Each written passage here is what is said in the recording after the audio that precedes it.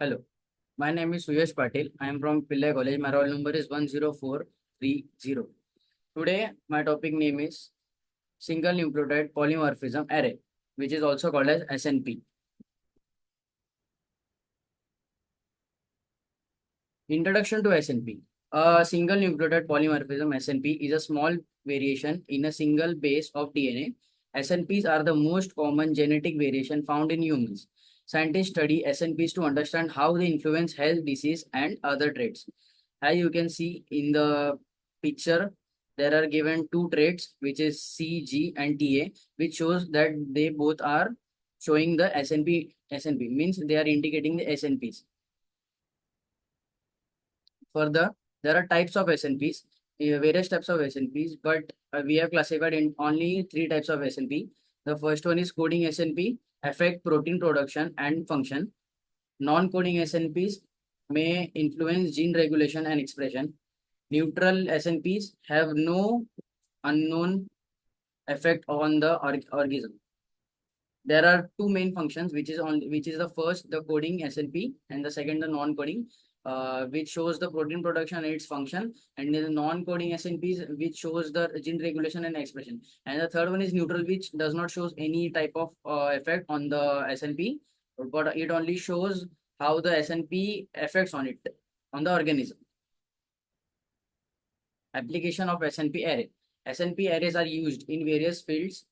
First in medicine, second in drug development, third in agriculture, fourth in ancestors. The first in medicine is used as to identify the genetic risk for the disease. In the second, the drug development, it is also considered in the medicine part, as the medicine is made through the drugs, or the half of the percent of the drug is also added in the medicine. So the second is the drug development. In the development, it is shown that understanding the how different people respond to the medications. And in the third, in agriculture, improving the plant and the animal breeding. And the fourth, ancestor tracing genetic lineage and migration.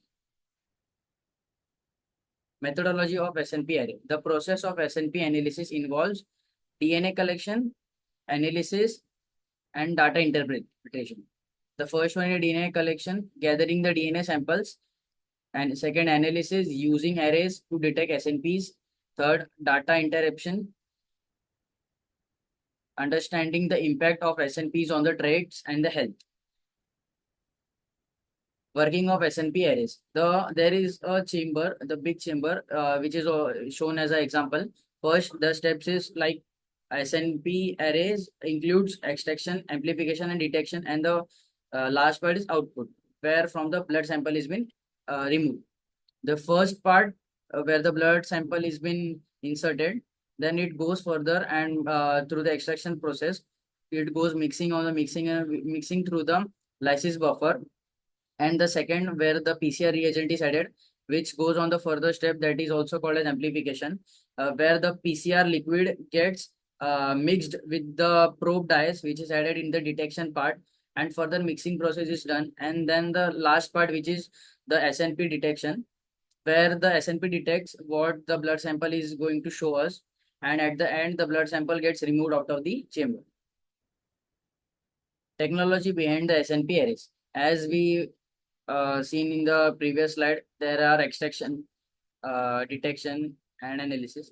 There is also example. There is also shown through the example the DNA extraction, where the DNA is isolated from the biological sample to obtain the high quality of the genetic material. And second, the DNA fragmentation. Break the DNA into smaller fragments to prepare it for analysis. Hybridization. DNA fragments are applied to an array where they bind to specific probes that correspond to known SNPs. And the endpoint, which is detection, which shows the where the SNP is being detected. And the last part, that is the analysis, where the software process has been done for the detection of the SNP arrays, which shows the genetic profile of that particular added blood sample. And then advantages of SNP arrays.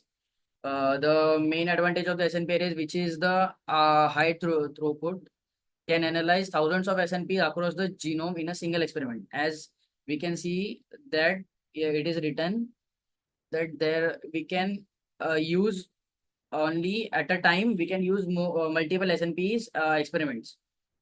And first of all, it is cost effectiveness. The more affordable the than whole genome sequencing or large genome type, large scale genome. So it is less effective, reliable, provide accurate and producible result across different samples. Widely applicable, useful in research field like disease association studies, population genetics, and personalized medicines.